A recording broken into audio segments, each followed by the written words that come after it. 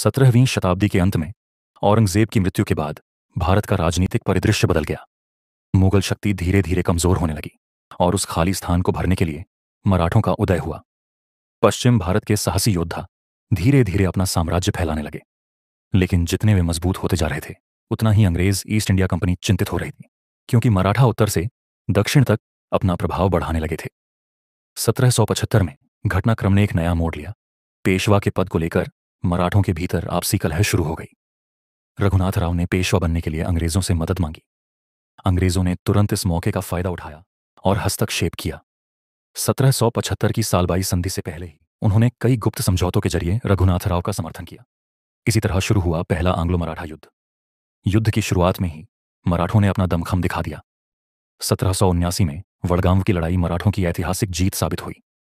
अंग्रेज सैनिक चारों ओर से घिर गए और अंततः आत्मसमर्पण करने पर मजबूर हुए। वडगांव की वह अपमानजनक हार अंग्रेजों के दिल में गहरी चोट छोड़ गई, लेकिन मराठों की सबसे बड़ी कमजोरी थी उनका आपसी झगड़ा। एक तरफ नाना साहेब, दूसरी तरफ रघुनाथ राव। सत्ता की इस लड़ाई में वे एकजुट नहीं हो पाए और इसी मौके का फायदा उठाकर अंग्रेजों ने कूटनीति के खेल से मराठों के बीच विभाजन पैदा कर दिया।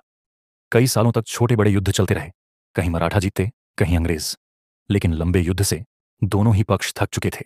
आखिरकार 1782 में सालबाई संधि के माध्यम से युद्ध का अंत हुआ।